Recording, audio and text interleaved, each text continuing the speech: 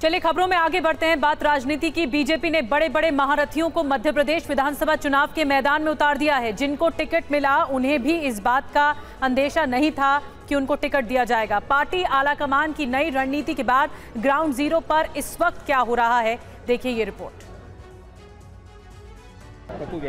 नेताजी कितने खुश हैं ये तो हम बाद में बताएंगे, लेकिन पहले उनके समर्थकों का जश्न देख लीजिए। हमारा सीएम कैसा हो, कैसा हो, एक नंबर तो झांकी है, पूरा एमपी बाकी है। समर्थक जोश से भरे हुए हैं, अपने नेता का अभिनंदन कर रहे हैं। हमारा मुख्यमंत्री कैसा हो, कैसा हो। समर्थकों का उत्साह देखकर कैलाश विजयवर्गीय गदगद हैं, लेकिन पार्टी के नए आदेश से कितने खुश हैं इसका आप अंदाजा लगाइए। पार्टी का आदेश है, खाली ये बताया था कि आपको कुछ काम दिया जाएगा, तुम ना नहीं करोगे, तुमको करना है। और एक नंबर का जब टिकट डिक्लेयर हुआ तो मुझे भी आश्चर्य हुआ, पर हम तो पार्टी के सिपाही हैं, पार्टी जो आदेश देगी वो करेंगे। विधानसभा चुनाव के मैदान में उतारे जाने पर केंद्रीय मंत्री नरेंद्र सिंह तोमर के मन में क्या है, हमने ये भी जानने की कोशिश की, लेकिन वे किसी भी सवाल का जवाब दिए बगैर ही घर से निकल गए। सर कि आप भी टिकट लड़ना चाहते हैं विधानसभा का? टिकट दिया गया था क्या? सर कहा जा रहा है कि मुख्यमंत्री की भी दावेदारी करेंगे। देखिए प्रतिक्रिया फिलहाल नरेंद्र सिंह तोमर नहीं। तो मध्य प्रदेश विधानसभा चुनाव के लिए कल जब बीजेपी ने अपने प्रत्याशियों की दूसरी लिस्ट को जारी किया तो बड़े बड़े सियासी भविष्यवक्ताओं का अनुमान भी फेल साबित हो गया। लेकिन विधानसभा चुनाव में पार्टी ने कद्दावर नेताओं पर दांव क्यों लगाया, इसे आप समझिए। बीजेपी ने मध्य प्रदेश के लिए केंद्रीय राजनीति से 7 बड़े चेहरों को विधानसभा के चुनावी मैदान में उतारा। आखिर बीजेपी इन चेहरों पर दाव क्यों लगा रही है, समझिए। केंद्रीय मंत्री नरेंद्र सिंह तोमर ग्वालियर चंबल बेल्ट के कद्दावर नेता हैं। तोमर को सरकार से लेकर संगठन तक का अनुभव है। तोमर की ग्वालियर चंबल के कार्यकर्ताओं के साथ साथ प्रदेश भर के कार्यकर्ताओं में अच्छी पकड़ है। प्रहलाद पटेल बड़े ओबीसी नेता हैं, लोधी राजपूत समुदाय से आते हैं। इनके चुनाव लड़ने से आसपास की लगभग 1 दर्जन सीटों पर असर पड़ेगा। फग्गन सिंह कुलस्ते आदिवासी समाज से आते हैं। आदिवासी समाज में उनकी अच्छी पकड़ है और राज्य में 47 विधानसभा सीट आदिवासी के लिए आरक्षित है। गणेश सिंह सतना से लगातार चौथी बार के सांसद हैं। 2004 से लेकर अब तक गणेश सिंह लगातार चुनाव जीतते रहे हैं। इनको विंध्य इलाके से अर्जुन सिंह के परिवार की पकड़ को खत्म करने का श्रेय जाता है। पिछले 2 चुनावों से जबलपुर पश्चिम सीट से बीजेपी हार रही है और इस बार राकेश सिंह को मैदान में उतारकर बीजेपी जीत की उम्मीद लगा रही है। 2019 के लोकसभा चुनाव में उदय प्रताप सिंह ने होशंगाबाद सीट मध्य प्रदेश में सबसे ज्यादा वोटों से जीत हासिल की थी। ऐसे में बीजेपी उदय प्रताप से बम्पर जीत की उम्मीद लगा रही है। तो चौंकाने वाला फैसला लिया है बीजेपी ने। वहीं विधानसभा प्रत्याशी बनाने पर रीति पाठक का बयान आपको दिखाते हैं। चुनाव जीतने के लिए लड़े जाते हैं, ये कहा है रीति पाठक ने। जीतने के लिए साम दाम दंड भेद अपनाएंगे, ये कह रही है रीति पाठक। महिला सीएम के सवाल पर सांसद रीति पाठक का बयान। महिलाओं को उचित पद मिलना बड़ा कदम। बीजेपी सांसद रीति पाठक जी हमारे साथ हैं, उनसे बातचीत करते हैं।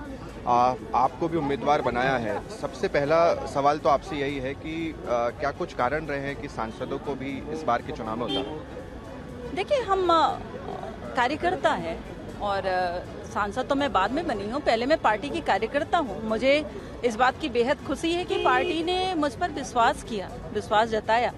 मैं ईश्वर को प्रार्थना करती हूँ कि इस विश्वास पर मैं खरी उतर सकूँ और मुझे पूरा विश्वास है कि दोनों ही नेतृत्व ने, प्रधानमंत्री नरेंद्र मोदी जी ने, शिवराज सिंह चौहान जी ने, दोनों ही केंद्र और प्रदेश के नेतृत्व ने इतना काम किया है कि निश्चित रूप से पार्टी के विश्वास पर मैं ये तय है कि खरी उतरूं। क्या कारण है कि बीजेपी अपनी पूरी ताकत झोंक रही है? क्या किसी तरह का कोई डर भी है कि बीजेपी को अब 7 सांसदों को, जिसमें से 3 केंद्रीय मंत्री को उतारना पड़ रहा है?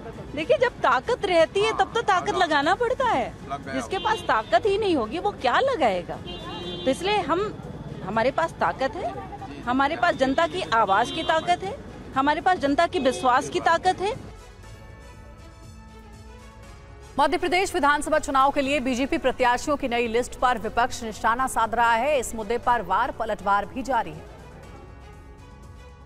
बीजेपी की दूसरी लिस्ट के ऐलान पर कांग्रेस के मध्य प्रदेश प्रभारी रणदीप सुरजेवाला ने ट्वीट किया और लिखा, मध्य प्रदेश में बीजेपी की दूसरी लिस्ट का सच, हम तो डूबेंगे, तुम्हें भी ले डूबेंगे सना। 18 साल में मध्य प्रदेश को भाजपा की सरकार ने बर्बादी की कगार पर पहुंचा दिया। ये बात प्रदेश की जनता के साथ साथ भाजपा का केंद्रीय नेतृत्व भी जान रहा है। इसलिए 15 दिन पहले श्रीमान अमित शाह और कल मोदी जी ने शिवराज जी के नाम और काम से किनारा कर लिया।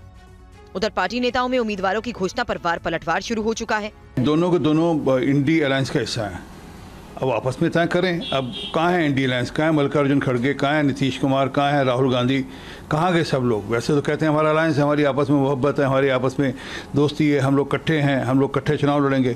आप एक इशू है, दो राज्यों के बीच में एक तकरार बनी हुई है, उसको रिजॉल्व करें। मध्य प्रदेश से प्रधानमंत्री जी ने कहा कि मोदी का वादा है कि अजीत पवार एनसीपी के उनको जेल भेज करके रहेंगे। 70,000 करोड़ का भ्रष्टाचार का आरोप लगा है।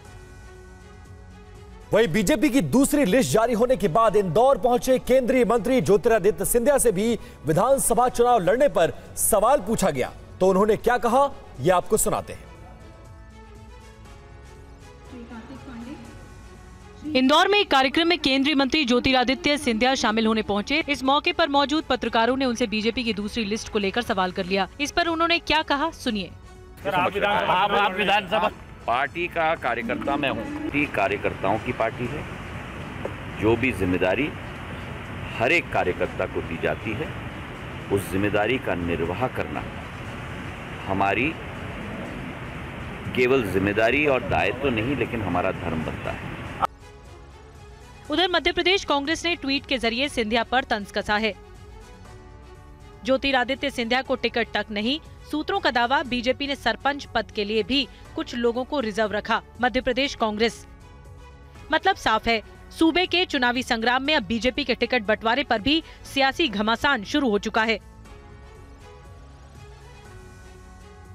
वहीं मध्य प्रदेश में टिकट बंटवारे को लेकर प्रदेश अध्यक्ष ने कहा कि बीजेपी हमेशा सामूहिक नेतृत्व पर चुनाव लड़ती है। बीजेपी प्रदेश अध्यक्ष वी डी शर्मा जी हमारे साथ हैं। सर, सीधा सवाल आपसे यही है कि पूरी ताकत आखिरकार क्यों ऐसी जरूरत पड़ रही है? देखिए, युद्ध की रणनीति में जीतने के लिए लड़ा जाता है। हमारे केंद्रीय नेतृत्व की रणनीति है, उन्होंने हमारे अनुभवी वरिष्ठ नेताओं को चुनावी मैदान में उतारा है, तो मध्य प्रदेश को एक ताकत दी है। तो इसलिए मैं केंद्रीय नेतृत्व का धन्यवाद करता हूं, बधाई देता हूं उन्हें कि उन्होंने इस प्रकार का, हमारे जो वरिष्ठ नेता हैं जिन्होंने मध्य प्रदेश के अंदर अपने जीवन के अंदर भारतीय जनता पार्टी को अथक मेहनत के साथ खड़ा किया है, ऐसे लोगों को अवसर देना ये सुनिश्चित करता है कि आगामी आने वाले चुनाव में भारतीय जनता पार्टी ऐतिहासिक बहुमत के साथ विजयश्री हासिल करेगी। इस सूची से यह भी स्पष्ट हो रहा है कि परिवारवाद को कहीं न कहीं खत्म किया है। कैलाश परिवारवाद तो पहले ही खत्म हो गया था और आगे चलने वाला नहीं है।